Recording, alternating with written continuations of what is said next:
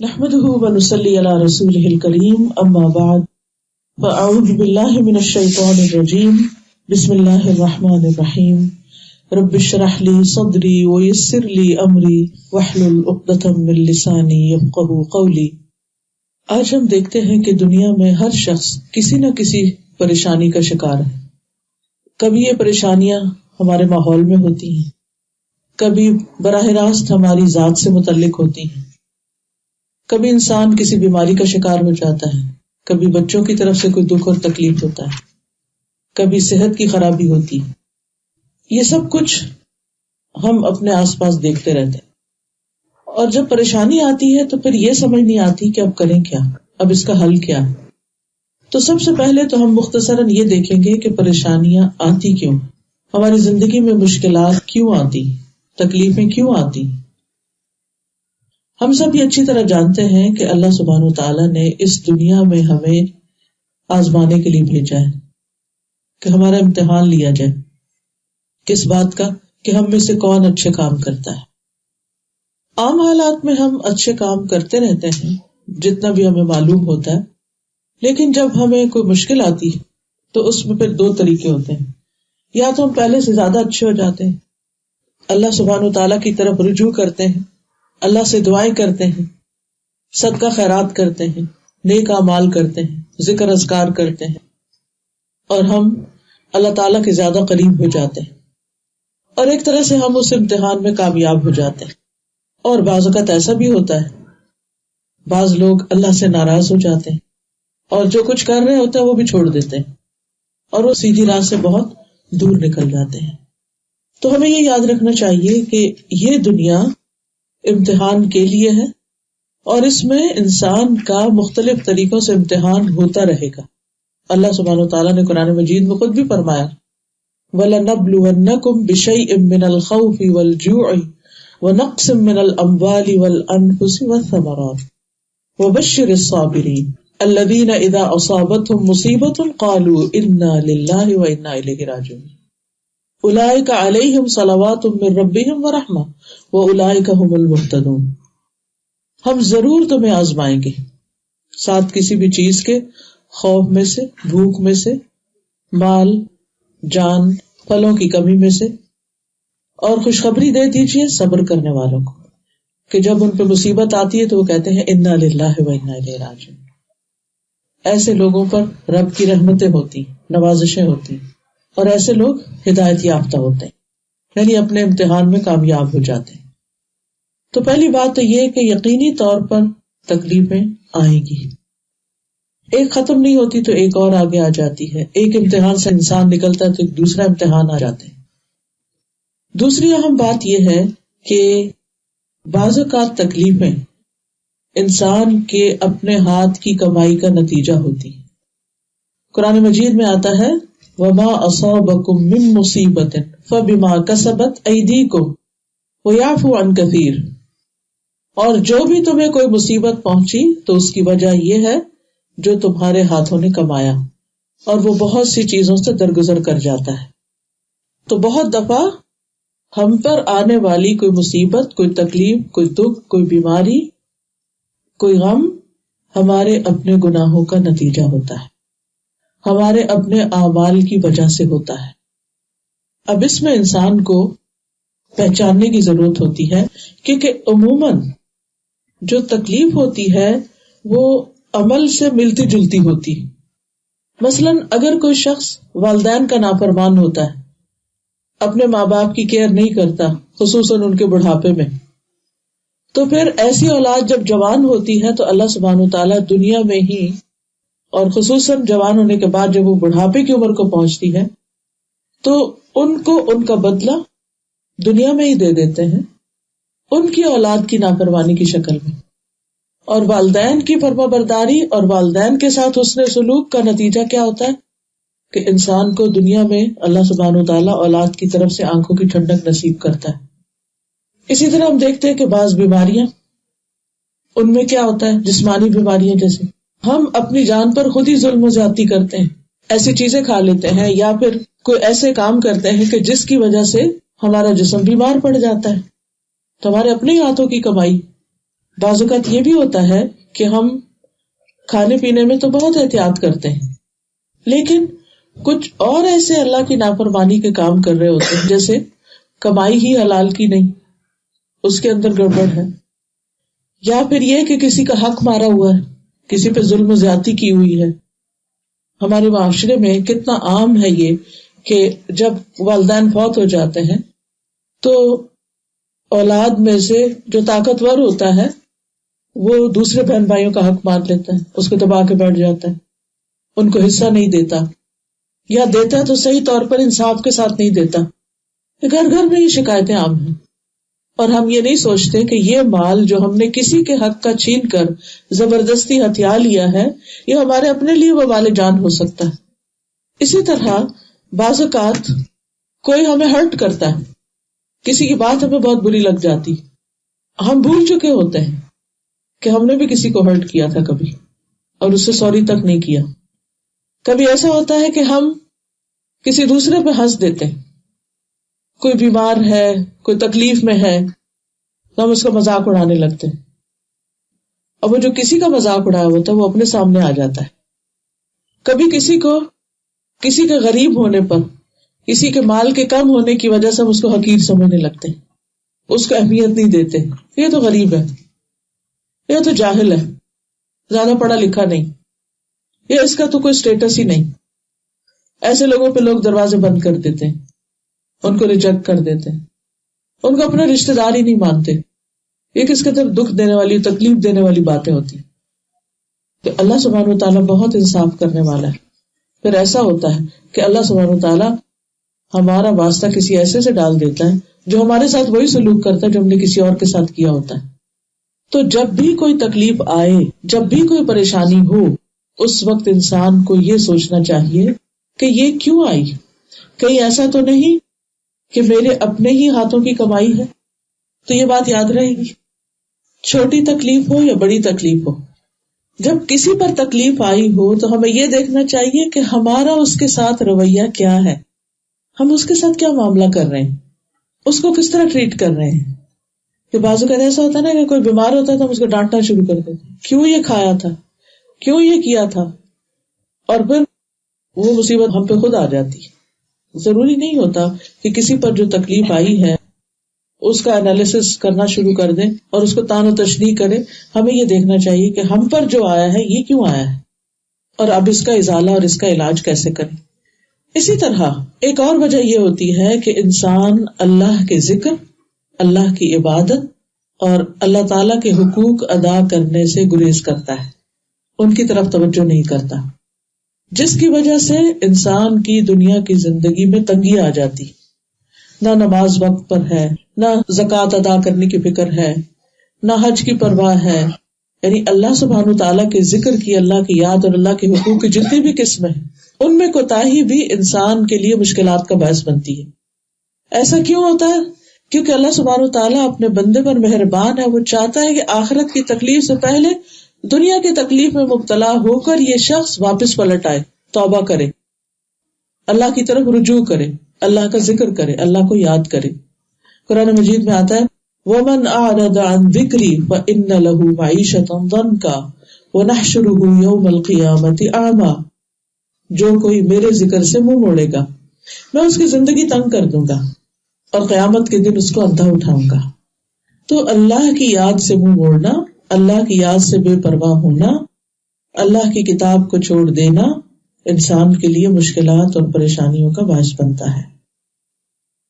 کیونکہ جب انسان اللہ کی یاد سے منہ موڑتا ہے تو اس کی وجہ سے شیطان اور برے ساتھی اس پہ مسلط ہو جاتے ہیں. ابھی آپ نے مغرب کی نماز میں جو تلاوت سنی ہوگی، کتنی خوبصورت تلاوت تھی کہ اللہ ولی الذین آمنوا یخرجہم من الظلمات الی النور. اللہ ایمان والوں کا دوست ہے، انہیں اندھیروں سے نکال کے روشنی کی طرف لاتا ہے. والذین کفروا اولیاءہم الطاغوت. اور وہ لوگ جنہوں نے کفر کیا ان کے دوست طاغوت ہیں، شیاطین ہیں. یخرجونہم من النور الی الظلمات، جو انہیں روشنی سے اندھیروں کی طرف لے جاتے ہیں، ہدایت سے گمراہی کی طرف لے جاتے ہیں. تو جو شخص اللہ کے ذکر سے منہ موڑتا ہے اللہ سبحانہ وتعالیٰ اس پر شیاطین کو مسلط کر دیتے ہیں. من یعش عن ذکر الرحمن نقیض له شیطانا فهو له قرین وانہم لیصدونہم عن السبیل ویحسبون انہم مہتدون. اور جو شخص رحمان کے ذکر سے آنکھیں بند کر لیتا ہے ہم اس پر ایک شیطان مسلط کر دیتے ہیں جو اس کا ساتھی بن جاتا ہے، اور بے شک وہ ضرور انہیں اصل راستے سے روکتے ہیں اور وہ سمجھتے ہیں کہ وہ سیدھی راہ پہ جا رہے ہیں. یہاں تک کہ جب وہ ہمارے پاس آئے گا تو کہے گا اے کاش میرے اور تیرے درمیان 2 مشرقوں کا فاصلہ ہوتا، بس وہ برا ساتھی ہے. اب دیکھیے کہ شیطان کے مسلط ہونے کی علامتیں کیا ہوتی ہیں کہ انسان کا نیکی کے کاموں میں دل نہیں لگتا، اس کا ذکر کی مجلسوں سے دل اچاٹ ہوتا ہے، قرآن پڑھنے کا دل نہیں کرتا، نماز میں دل نہیں لگتا، کوئی درس و تدریس کی مجلس ہو تو وہاں جانے کا دل نہیں کرتا. اور یہ تو وہ شیطانی اثر ہوتا ہے کہ جو ہمیں نظر نہیں آتا، جو ویزیبل نہیں ہوتا. بعض اوقات ایسا بھی ہوتا ہے کہ واقعی جنات جو ہیں وہ انسانوں پہ مسلط ہو جاتے ہیں، خاص طور پر اگر طہارت کا اہتمام نہ کیا جائے، پاکیزگی کا خیال نہ کیا جائے، پروٹیکشن کے لیے اذکار وغیرہ نہ پڑے جائیں. کیونکہ جو ذکر ہوتا ہے نا، اس کے بارے میں حدیث میں آتا ہے کہ جب انسان ذکر کرتا ہے تو ایک محفوظ قلعے میں آ جاتا ہے، شیطان اس کے اوپر اثر نہیں کر سکتا. لیکن آپ دیکھیں ہر گھر میں کوئی نہ کوئی ایسی کہانی ہے، کہیں اس کے رشتے دار میں، کبھی کہیں بچے میں، کہیں بڑے میں، کہیں کیا ہے، اس پر سایہ ہے، اس پہ جادو ہے، اس پہ نظر ہے، اس پہ جن ہے. یہ کیوں ہے؟ انہیں کیسے جرأت ہوگی کہ آئیں؟ اس کی وجہ کیا تھی؟ قرآن یہ بتاتا ہے جو رحمان کے ذکر سے غفلت برتتا ہے اس پر ہم شیطان مسلط کرتے ہیں اور وہ اس کا ساتھی بن جاتا ہے اور پیچھے پڑ جاتا ہے اس کے. اور ان سے بچنے کا طریقہ بھی کیا ہے پھر کہ ان سے انسان کیا کرے؟ اللہ کے ذکر سے مدد لے. پھر اسی طرح جب انسان اللہ کی عبادت سے روگردانی کرتا ہے تو انسان کی محتاجی اور فقر اس کے احساس میں اضافہ ہو جاتا ہے کہ میرے پاس کچھ نہیں ہوتے ہوئے بھی انسان کے اندر مالی محتاجی اور کمی کا ایک خوف لاحق ہو جاتا ہے اس کو.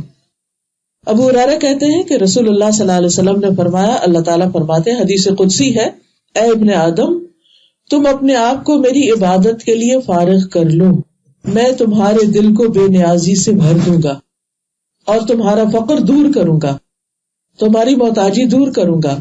لیکن اگر تم ایسا نہیں کرو گے تو میں تمہارے دونوں ہاتھ کاموں میں مشغول کر دوں گا اور اس کے باوجود تمہارا فقر دور نہیں کروں گا.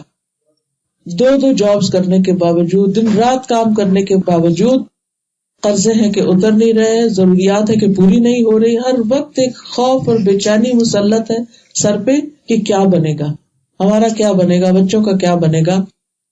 اور اس کے پیچھے بھی وجہ کیا ہوتی ہے جو عام طور پر ہم جان نہیں پاتے کہ ہم اپنے فرائض میں، اپنی عبادات میں کمی کر رہے ہوتے ہیں. جب انسان اللہ کا حق دیتا ہے نا تو اللہ تعالیٰ اس بندے کے دل کے اندر ایک اطمینان اور ایک غنا پیدا کر دیتا ہے، تھوڑے میں بھی اس کو اطمینان نصیب ہو جاتا ہے اور اس کے لیے رزق کے دروازے بھی کھول دیتا ہے، کیونکہ ساری رزق کی کنجیاں تو اسی کے ہاتھ میں ہیں.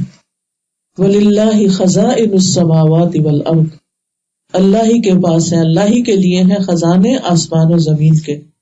وَعِندَهُ مَفَاتِحُ الْغَيْبِ لَا يَعْلَمُهَا إِلَّا هُوَ، اس کے پاس غیب کی کنجیاں ہیں جن کو اس کے سوا کوئی جانتا بھی نہیں.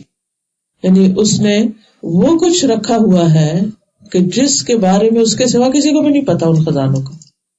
وَإِن مِّن شَيْءٍ إِلَّا عِندَنَا خَزَائِنُهُ وَمَا نُنَزِّلُهُ إِلَّا بِقَدَرٍ مَّعْلُومٍ، کوئی چیز ایسی نہیں کہ جس کے ہمارے پاس خزانے نہ ہو، ڈھیروں ڈھیر ہے، لیکن ہم اس کو ایک مخصوص اندازے اور ایک مقدار کے مطابق اتارتے ہیں.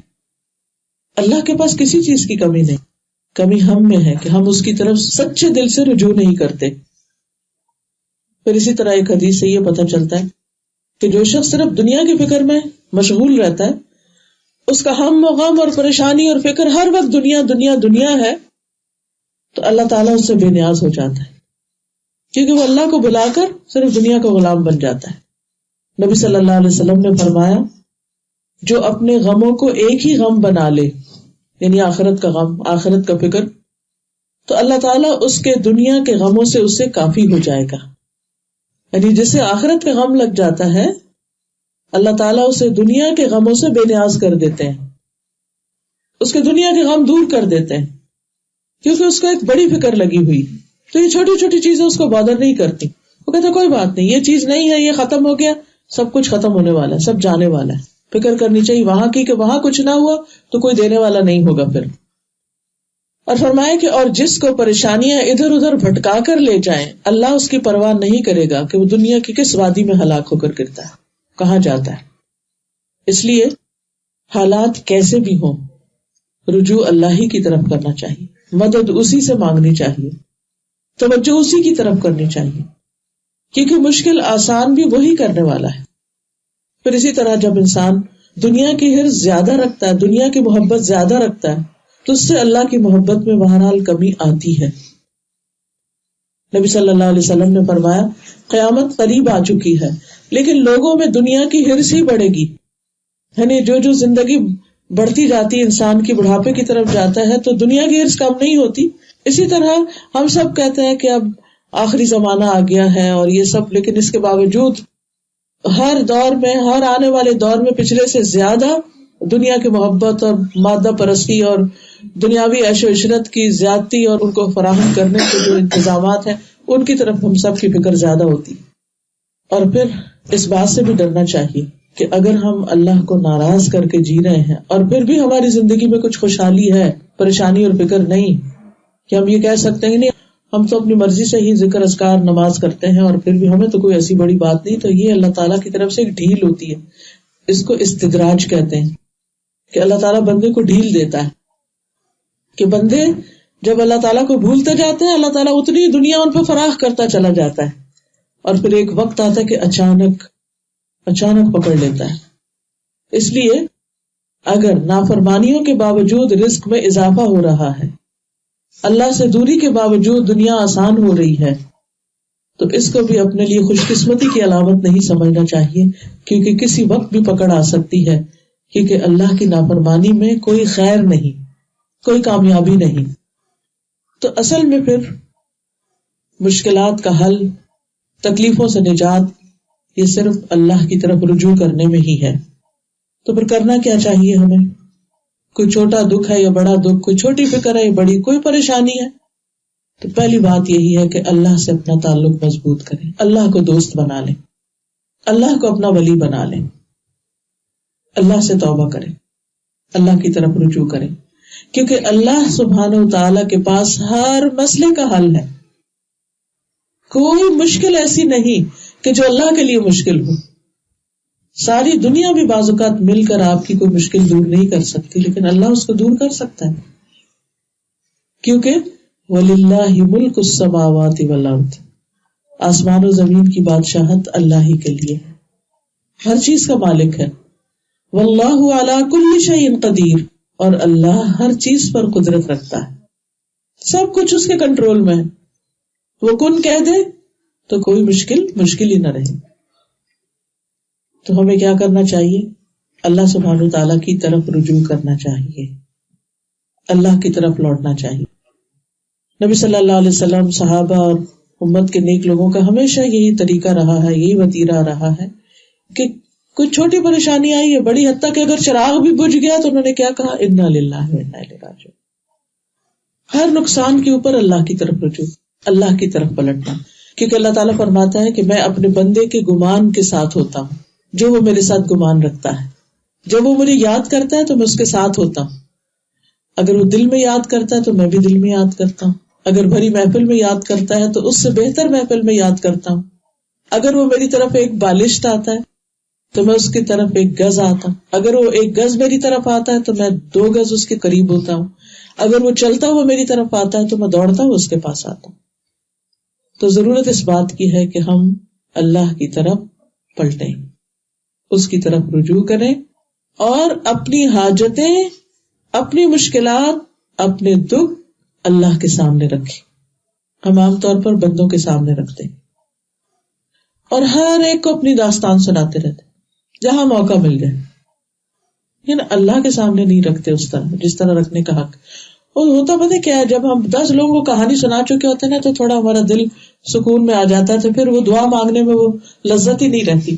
لیکن اگر وہ بھرے ہوئے دل کے ساتھ ہم اللہ کی طرف رجوع کریں تو آپ دیکھیں آپ کی آنکھیں بھی بہنے لگیں گی آنسو آنے لگیں گے اور آپ کے دل سے دعائیں نکلیں گی وہ پوری سسکیوں کے ساتھ. اور اس وقت جو آپ کو راحت اور سکون ملے گا وہ کسی انسان سے بات کر کے نہیں ملے گا, کیونکہ بندوں سے جب انسان بات کرتے ہے یہ خوف بھی ہوتا ہے کہ پتہ نہیں یہ کیا سمجھ رہا ہے یا کسی اور کو بتا دے گا, اور خاص طور پر جب ہمیں اس کی طرف سے وہ رسپانس نہ ملے جو ہم ایکسپیکٹ کر رہے ہوتے ہیں. اور آپ نے کئی دفعہ تجربہ کیا ہوگا کہ بھلے آپ اپنی تکلیف دکھ اپنی ماں کو بھی بتائے نا کبھی, تو وہ پوری طرح نہیں سمجھ پاتی کہ بچہ کہنا کیا چاہ رہا ہے, کیونکہ بعض اوقات ہمیں بتانا بھی نہیں آ رہا ہوتا, ہم کچھ اور بتا رہے تھے وہ کچھ اور سمجھ رہے ہوتے, اور بعض اوقات سن کے ڈانٹنا بھی شروع کر دیتے. اور بعض اوقات وہ بیزار بھی ہوتے ہیں کہ جیسے ہسبینڈ ہیں, اگر ہر وقت آپ اپنا رونا دھونا ان کو سنائے تو کیا جواب ملتا پھر آپ. اسی طرح بہن بھائی ہیں وہ بھاگنا شروع ہو جاتے ہیں, ایسے شخص سے سب اوائڈ کرنے لگتے ہیں. تو بندوں سے جب ہم مانگتے ہیں, بندوں کے آگے دکھ رکھتے ہیں تو وہ ہم سے بھاگتے ہیں, لیکن اللہ سبحانہ و تعالیٰ کے سامنے جب ہم دکھ رکھتے ہیں تو ہم سے راضی ہوتے ہیں کہ میرا بندہ میری طرف پلٹا. اور مقصد بھی یہی ہوتا ہے, اللہ تعالیٰ آزمائش میں ڈالتے بھی اس لیے تاکہ بندہ رب کی طرف لوٹ آئے. اور پھر امن یجیب المضطر اذا دعاہ ویکشف السوء, بھلا کون ہے جو لاچار کی فریاد رسی کرے جب وہ اسے پکارے اور اس کی تکلیف دور کر دے. اللہ کے سوا کون ہے؟ کوئی بھی نہیں, کوئی کر بھی نہیں سکتا. بندے ہماری مصیبت کی کہانی سن بھی لیں تو زیادہ سے زیادہ کیا کر سکتے ہیں؟ افسوس یا دکھ کا اظہار, یا ہمارے ساتھ وہ بھی بیٹھ کے رونے لگیں گی, یا ہمیں کوئی مشورہ دے دیں گے اور ہو سکتا ہے الٹا ہی مشورہ ہو اور اس میں مسئلے کا حل نہ ہو. اور بعض اوقات ہماری تسلی بھی نہ ہو اس مشورے سے, بعض اوقات وہ کر بھی نہیں پاتے پھر جو وہ کہتے ہیں, اور نہیں کرتے ہم تو پھر وہ ناراض ہوتے ہیں کہ تم مشورے ہی لیتے اور کرتے کچھ نہیں. تو ایسی صورت میں انسان اللہ سبحانہ وتعالیٰ کی طرف رجوع کرے, اس کے سامنے اپنی حاجت اور پورے یقین کے ساتھ رکھے, اس یقین کے ساتھ کہ رب کے پاس اس کا حل ہے. اس سے زیادہ یقین کے پاس جتنا آپ کسی بندے کے پاس جاتے ہیں اپنا مسئلہ لے کر کہ یہ حل کر دے گا, اس سے زیادہ یقین ہونا چاہیے کہ اللہ سبحانہ وتعالیٰ تکلیف دور کر دے گا. رسول اللہ صلی اللہ علیہ وسلم نے فرمایا, جسے انتہائی شدید حاجت آ پڑے اور اس نے اسے لوگوں پہ پیش کر دیا تو اس کی وہ حاجت دور نہ ہوگی, اور جس نے اسے اللہ پر پیش کیا تو ان قریب اللہ اسے بے پرواہ کر دے گا. یا تو جلد ہی موت آ جائے گی یعنی دنیا کے بکھیڑوں سے جان چھوٹ جائے گی, یا جلد ہی وہ غنی ہو جائے گا یعنی دوسروں کی اس کو ضرورت نہیں رہے گی. اللہ تعالیٰ اسے بندوں سے بے نیاز کر دے گا. لیکن اگر بندوں کے پاس ہی جاتے رہے تو پھر اللہ بندوں ہی کے حوالے کر دے گا. یعقوب علیہ السلام کے بارے میں آتا ہے کہ جب ان کو یہ خبر دی گئی کہ یوسف علیہ السلام جو ان کے بہت ہی پیارے بیٹے تھے, جن سے بہت محبت کرتے تھے وہ, کہ ان کو بھیڑیا نے کھا لیا ہے, جھوٹی موٹی خبر تھی, تو انہوں نے نہ بچوں سے ناراضگی کا اظہار کیا, نہ ان کے سامنے اپنا رونا رویا, کچھ نہیں. اللہ سبحانہ وتعالیٰ کی طرف رجوع کیا. فصبر جمیل واللہ المستعان, میں صبر کروں گا اور بہت خوبصورت صبر, اور اللہ ہی مدد کے لیے کافی. واللہ المستعان, اللہ ہی ہے جسے مدد چاہی جاتی. اور پھر کیا کہتے ہیں, انما اشکو بثی وحزنی الی اللہ, میں اپنے غم اور دکھ کی فریاد اللہ کے سامنے رکھتا ہوں, کیونکہ جو ہونا تھا ہو گیا. یوسف کے ساتھ جو بھی کیا انہوں نے, اب بچوں کو ڈانٹ کر اور دوسرے بچوں سے صرف ناراض ہو کر اور روز ایک غم غصے کا اظہار کر کے مسئلہ تو حل نہیں ہوگا. تو گھر کے چین کو بھی نہیں برباد کیا, لیکن کوئی چھوٹا سا جرم نہیں تھا جو بھی انہوں نے کیا, واپس ساتھ نہیں لے کر آئے, اور انہیں پتا تھا کہ باپ کو وہ کتنے عزیز ہیں, لیکن ان کا حسن سلوک آپ دیکھیے. لیکن اللہ کے آگے گڑ گڑاتے رہتے ہیں, اللہ سے رو رو کر دعائیں کرتے ہیں. اور کس طرح اللہ سبحانہ وتعالیٰ نے کئی سالوں کے بعد ان کو جب واپس ملایا تو کتنے اچھے حال میں ملایا, کہاں پر ملایا. تو جب انسان مشکل اور تکلیف کے وقت اللہ کے سامنے گڑ گڑاتا نہیں تو اس کا نقصان یہ ہوتا ہے کہ بندے کا دل پھر سخت ہو جاتا ہے, بعض اوقات مصیبت کا عادی ہو جاتا ہے, اور بعض اوقات ادھر ادھر باتیں کر کے پریشان ہو کر پھر اپنے آپ کو نقصان دیتا ہے. اور پھر جب آپ اللہ سے دعا کر لیں پھر اللہ پہ بھروسہ بھی کریں اور انتظار بھی کریں. قرآن مجید میں آتا ہے وَمَن يَتَوَكَّلْ عَلَى اللَّهِ فَهُوَ حَسْبُهُ إِنَّ اللَّهَ بَالِغُ أَمْرِهِ قَدْ جَعَلَ اللَّهُ لِكُلِّ شَيْءٍ قَدْرًا, اور جو اللہ پہ بھروسہ کرے گا تو اللہ اس کے لیے کافی ہے. اللہ اپنا کام پورا کر کے رہتا ہے, بلا شبہ اللہ نے ہر چیز کا اندازہ مقرر کر رکھا ہے. اللہ کو زیادہ پتا ہوتا ہے کہ کون سا کام کس وقت ہونا چاہیے. بعض اوقات بچوں کی شادی نہیں ہوتی مثلا، ہمارے بہت ہی پریشان رہتے ہیں، وہ کہتے ہیں ہمیں نیند نہیں آتی، ہمیں چین نہیں آتا، اور روز گھر میں ایک ہنگامہ، اور جس بچے کے ساتھ وہ مسئلہ ہوتا ہے وہ بھی پریشان رہتی ہے. دعائیں بھی بہت ہو رہی ہوتی، سب کچھ ہو رہا ہوتا ہے، کوشش بھی ہو رہی ہوتی، اس کے باوجود ایک چیز نہیں ہو کے دیتی، کیونکہ اللہ کو پتا ہے کہ اس کے لیے رائٹ ٹائم کون سا ہے. ہو سکتا ہے اس سے پہلے وہ چیز ہو تو وہ اس کے حق میں بہتر نہ ہو. اس کی حکمت اللہ ہی کو پتا ہوتی ہے. کسی دعا کے سننے میں یوسف علیہ السلام کے والد جو تھے یعقوب علیہ السلام، وہ اللہ کے نبی تھے، اور کیا وہ دعائیں نہیں کرتے؟ وہ دعائیں کرتے تھے، لیکن وہ دعا کب قبول ہوئی؟ 30 سال کے بعد. تو بعض چیزوں کو وقت لگ جاتا ہے، تو انسان کو مایوس نہیں ہونا چاہیے، دعائیں کرتے رہنا چاہیے، کیونکہ دعا عبادت ہے. ہم دعا کی شکل میں اٹھتے بیٹھتے چلتے پھرتے کہ عبادت کر رہے ہوتے ہیں. اور یہ تو ایک حقیقت ہے نا، جتنا ہم دکھ میں اچھی طرح اللہ کو پکارتے خوشی میں نہیں پکارتے، بھول ہی جاتے. تو اس کو ایک موقع سمجھیے اللہ کے قریب ہونے کا. پھر اسی طرح دوسرا کام جو کرنے کا ہے وہ ہے نمازوں کی حفاظت. نبی صلی اللہ علیہ وسلم پر جب کوئی تکلیف پریشانی آتی سب سے پہلے اللہ کی طرف رجوع کرتے. کس شکل میں؟ نماز کی شکل میں، نماز کے لیے دوڑتے. کوئی بھی مشکل ہو، کوئی فوت ہو جائے، کوئی بیماری آ جائے، کوئی پریشانی آ جائے، نفل پڑھے، اللہ سے دعا کرے. اور پھر خاص طور پر فرض نمازوں کی حفاظت. اب دیکھیے کہ بعض لوگ جان بوجھ کے دیر سے اٹھتے ہیں، خاص طور پر سمر میں 7 بجے کا الارم لگا ہوا، چاہے سورج 6 بجے نکل آیا، یعنی ہم نے تو اپنی نیند پوری کرنی، اٹھ کے قضا پڑھ لیں گے. انہوں نے قضا کو ایسا بنایا ہوا جیسے ادا ہو، روٹین میں نماز قضا کرتے ہیں اور جان بوجھ کے کر رہے ہوتے ہیں. ہر روز اللہ کی نافرمانی سے دن کا آغاز ہو رہا ہے تو کیا اس میں شامت نہیں آئے گی؟ اگر آپ کا بچہ ہر روز اسکول لیٹ جائے اور ایک پورا پیریڈ قضا کر دے ہر روز، تو کوئی پوچھے گا نہیں؟ اس کا کوئی نقصان نہیں ہوگا؟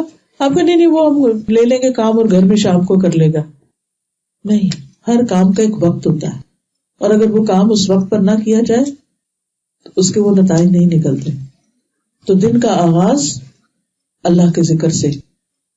رسول اللہ صلی اللہ علیہ وسلم نے فرمایا جب تم میں سے کوئی سو جاتا ہے تو شیطان اس کے سر کے پچھلے حصے پر 3 گریں لگاتا ہے. اب یہ کس قسم کی تھی ہمیں نہیں پتا، لیکن بہرحال کیونکہ اللہ کے رسول صلی اللہ علیہ وسلم فرمایا تو یہ بالکل سچ ہی ہے.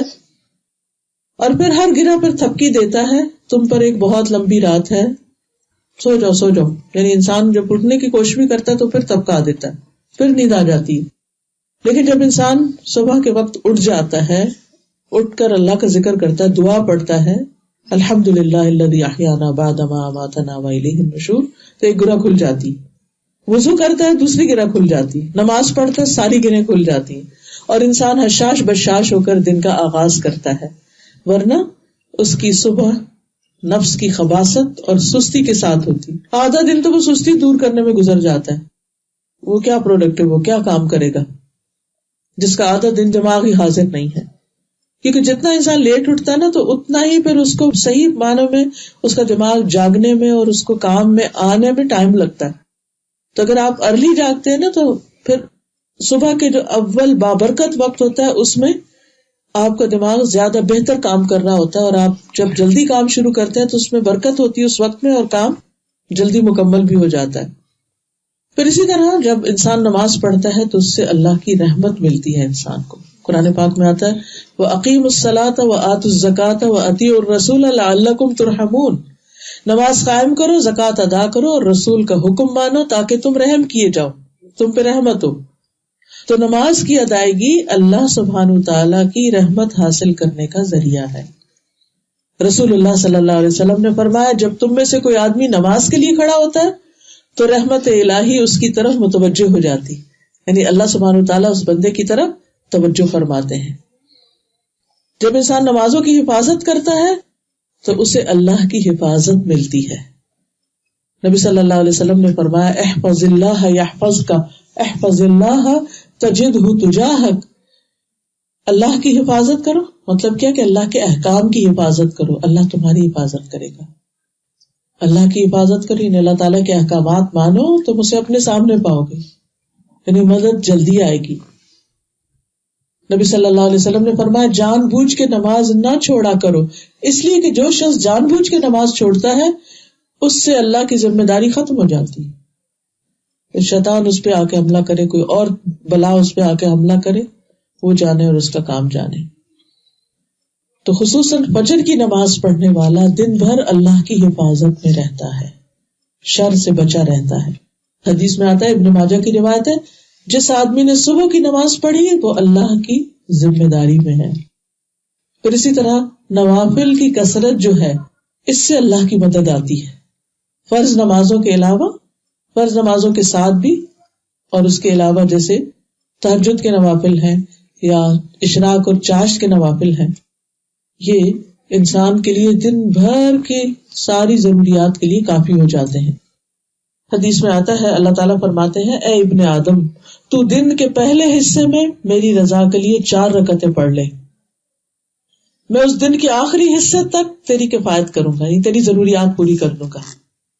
اور دن کا پہلا حصہ کون سا ہے؟ جب سورج نکلنے کے 15 منٹ بعد سے لے کر زوال سے 15 منٹ پہلے تک، یعنی ظہر کی نماز سے 15 منٹ پہلے تک. اس دوران میں انسان اگر یہ 4 رکعتیں پڑھ لیتا، اگر 4 نہیں بھی تو 2 بھی پڑھ لیتا ہے تو اس کے 360 جوڑوں کا صدقہ ہو جاتا ہے. اور اس میں آپ تجربہ کر کے دیکھ لیجیے گا، اس نیت اور یقین کے ساتھ آپ پڑھیے تو یہ جوڑوں کے درد اور تکلیف وغیرہ ہیں ان سے نجات ہو جائے گی.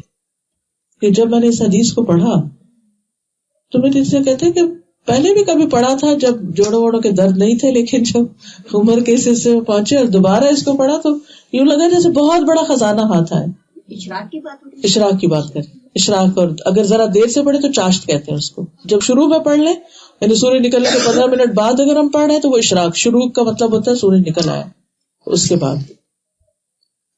تو آپ دیکھیے کہ جو شخص تہجد پڑھ رہا ہے، پھر اس کے بعد فجر پڑھ رہا ہے، پھر اس کے بعد اشراق پڑھ رہا ہے، تو کتنی اس کی ایکسرسائز ہو چکی ہے سارے جوڑوں کی، اور کتنا ایکٹیو ہو چکا ہے. اور اس کے بعد دن بھر اپنے کام کرے، پھر اس کے بعد ظہر کی نماز، پھر کام، پھر نماز، پھر کام، پھر نماز، پھر کام، پھر نماز، پھر جا کے سو جائے. کتنی ایکٹیو لائف ہے یہ. بہت سی تکلیفوں سے انسان ویسے ہی بچ جاتا ہے اور اللہ کی مدد بھی آتی ہے. تیسری چیز ہے حفاظت کی دعائیں پڑھنا، یعنی نمازوں کے علاوہ ذکر اذکار، اور ذکر اذکار میں بھی حفاظت کی دعائیں، کیونکہ اذکار جو ہیں یہ انسان کو جن و انس کے شر سے محفوظ رکھتے ہیں. ابن کثیر رحمۃ اللہ علیہ کہتے ہیں، تم اذکار کی چادر اوڑھ لو، وہ تمہیں انس و جن کے شر سے بچائے گی، اور اپنی روح یعنی اندر کا جو روح ہے، ہماری دل اور اندر کے جذبات جو ہیں، ان کو استغفار کی موٹی چادر اڑھا دو. یہ چادر تمہیں دن اور رات کے گناہوں سے بچائے گی، ان کا جو شر آنے والا نا گناہ کے بعد. تو جب انسان استغفار کر لیتا تو وہ بلا ٹل جاتی. کیونکہ آپ دیکھیے کہ گناہ کیا ہے، ایسے ہی جیسے اپنے لیے کانٹے بونا، تو جو کانٹے بوئے گا وہ اس کو پھر کاٹیں گے بھی، وہ کانٹے چبھیں گے بھی. تو جب استغفار انسان کرتا ہے تو وہ شر دور ہوتا چلا جاتا ہے، واپس پلٹتا جاتا ہے. ابن القیم رحمہ اللہ کہتے ہیں، صبح شام کے اذکار زرہ کے قائم مقام ہے. پہلے زمانے میں جیسے جنگیں ہوتی تھی نا تو لوہے کا لباس پہن لیتے تھے تو کوئی تلوار تیر اثر نہیں کرتا تھا. تو وہ کہتے ہیں کہ یہ زرہ کے قائم مقام ہے. یہ زرہ موٹی ہوگی ویسے ویسے اس کو پہننے والا متاثر نہیں ہوگا، یعنی جتنا ہی پابندی کرو گے، جتنے اچھے سے وہ دعائیں پڑھو گے، اتنی ہی تمہاری زرہ زیادہ مضبوط ہوگی. بلکہ زرہ کی طاقت یہاں تک پہنچ جائے گی کہ تیر واپس لوٹے گا اور اسی کو جا کر لگے گا جس نے تیر چلایا. صبح شام کے اذکار، یعنی چاہے نظر کا تیر ہو یا پھر جادو کا یا جن کا یا کسی بھی طرح کا، کیونکہ نظر صرف انسانوں کی نہیں لگتی، جنات کی بھی لگتی ہے. تو اس سے پروٹیکشن کس طرح ہو؟ یہ صبح شام کے اذکار سے. بلٹ پروف جیکٹ ہے، بالکل بلٹ پروف جیکٹ کی طرح ہے کہ کوئی گولی مارے تو لگے گی نہیں، اثر نہیں ہو. یہ صبح شام کے جو اذکار ہیں، ٹھیک ہے. چاہے جیسے پیریڈز میں نماز نہیں پڑھتے تو اذکار آپ پڑھ سکتے ہیں پھر بھی. اور یہ ان اذکار کے پڑھنے کا وقت سورج نکلنے سے پہلے کا ہے، فجر کی نماز کے بعد سے سورج نکلنے سے پہلے تک کا وقت جو ہے یہ حفاظت کا ہے، بعد میں وہ صرف ذکر رہ جاتے ہیں. اسی طرح شام کے وقت مغرب کی اذان سے پہلے تک، غروب سے پہلے تک، عصر اور مغرب کے بیچ میں پڑھنے کا ٹائم ہے. مغرب کے بعد اگر کوئی پڑھتا ہے تو پھر صرف ذکر رہ جاتا ہے. پروٹیکشن کے لیے ضروری ہے کہ بکرتم و عشیہ پڑھا جائے ان کو. ابن عثیمین کہتے ہیں صبح و شام کے اذکار حفاظت کرنے میں ان لوگوں کے لیے یاجوج ماجوج کی دیوار سے بھی زیادہ مضبوط ہے جو ان کو حضور قلب کے ساتھ پڑھتے ہیں. تو کسی نے ان کو زرت سے تشبیہ دی، کسی نے یاجوج ماجوج کی دیوار سے، اور کسی نے ان کو موٹی چادر سے. تو بہرحال مطلب یہ ہے کہ جو شخص یہ صبح و شام کی دعائیں پڑھے گا وہ مصیبتوں سے حفاظت میں رہے گا. خصوصاً یہ دعا بسم اللہ الذی لا یضر مع اسمہ شیء فی الارض ولا فی السماء وہو السمیع العلیم، 3 دفعہ صبح اور 3 دفعہ شام. عثمان بن عفان کہتے ہیں کہ میں نے رسول اللہ صلی اللہ علیہ وسلم سے سنا، آپ فرماتے تھے جس نے شام کو 3 بار یہ دعا پڑھ لی اسے صبح تک کوئی مصیبت اچانک نہیں آئے گی، اور جس نے صبح کے وقت یہ پڑھ لی اسے شام تک کوئی اچانک مصیبت نہیں آئے گی. راوی کہتے ہیں کہ اس حدیث کے روایت کرنے والے ابان کو فالج ہو گیا، تو جن کو وہ حدیث سنا رہے تھے وہ حیرانی سے دیکھ رہے تھے کہ آپ مجھے تو یہ سنا رہے ہیں تو آپ کو کیسے فالج ہو گیا. تو انہوں نے کہا کہ مجھے کیا دیکھتے ہو، اللہ کی قسم میں نے عثمان رضی اللہ عنہ پر جھوٹ نہیں بولا، اور عثمان رضی اللہ عنہ نے نبی صلی اللہ علیہ وسلم پر جھوٹ نہیں بولا، یعنی روایت بالکل سچی ہے. لیکن جس دن مجھے یہ فالج ہوا اس دن میں غصے میں تھا اور یہ کلمات پڑھنا بھول گیا تھا.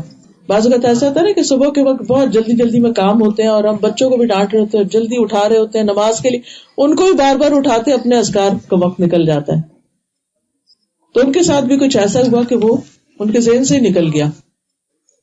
اسی طرح ابو ہریرہ کہتے ہیں کہ ایک آدمی نے نبی صلی اللہ علیہ وسلم کی خدمت حاضر ہو کر عرض کیا، اے اللہ کے رسول مجھے رات بچھو نے کاٹ لیا تھا.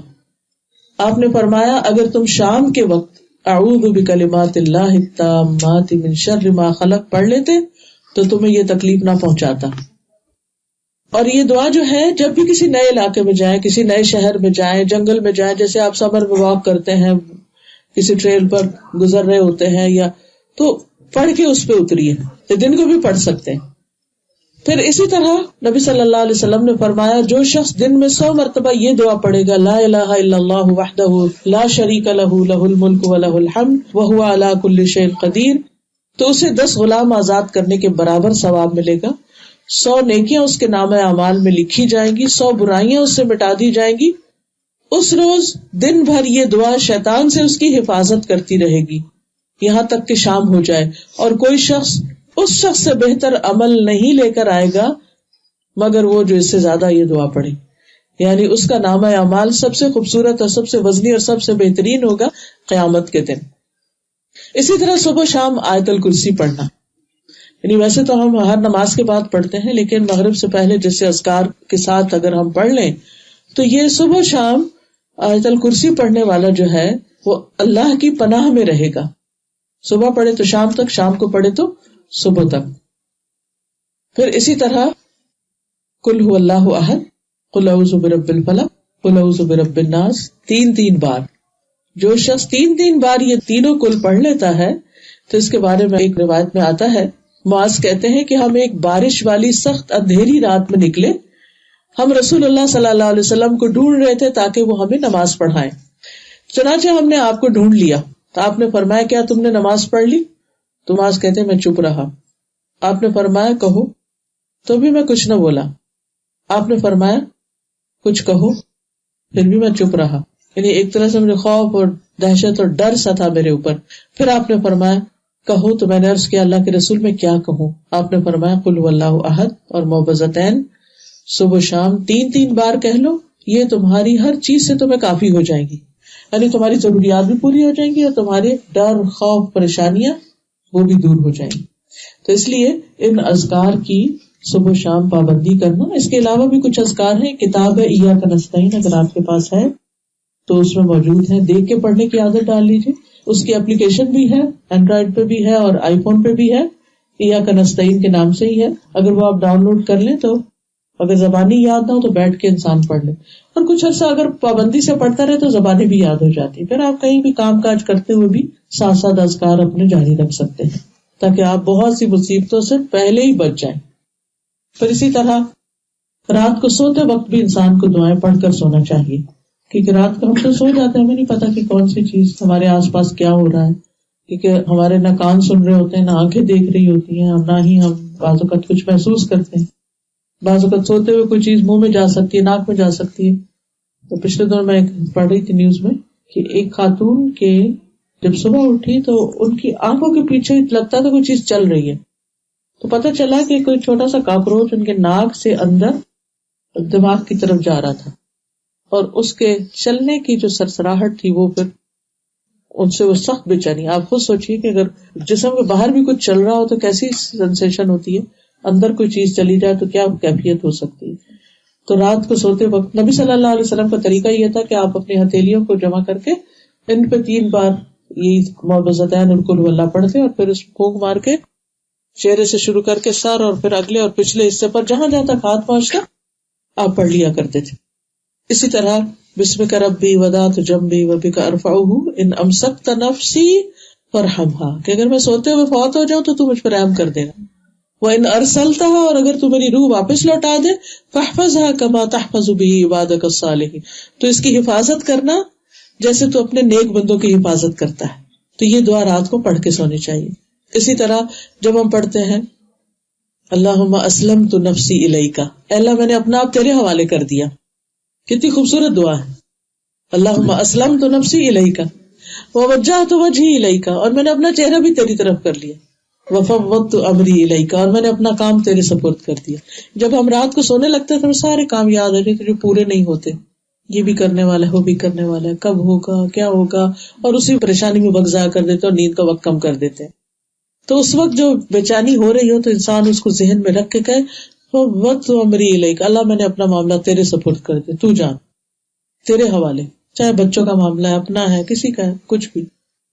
والجأت ظہری الیک، اور میں نے تیری طرف پناہ لی، رغبتا و رہبتا الیک، ڈرتے ہوئے بھی اور امید کے ساتھ بھی تیری ہی طرف میں لوٹتا ہوں. لا ملجا ولا منجا منک الا الیک، تیرے سوا کوئی بھی پناہ گاہ نہیں، نہ کوئی نجات کی جگہ مگر تیری ہی طرف. آمنت بنبیک الذی ارسلت وکتابک الذی انزلت ونبیک الذی ارسلت، میں ایمان لایا اس کتاب پر جو تو نے اتاری اور اس نبی پر جو تو نے بھیجا. یہ دعائیں پڑھ کر جب انسان سوتا ہے تو سکون کی نیند سوتا ہے، اور انسان کے سارے کام اللہ کے حوالے ہو جاتے ہیں. اور جب انسان کی نیند اچھی سے پوری ہو جاتی ہے پھر صبح اٹھتا ہے تو فریش اٹھتا ہے، دماغ بھی حاضر ہوتا ہے، کام اچھے سے ہوتے ہیں، اور اس طرح انسان حشاش بشاش خوش باش زندگی بسر کرتا ہے. انسان کا نفس مطمئنہ بن جاتا ہے.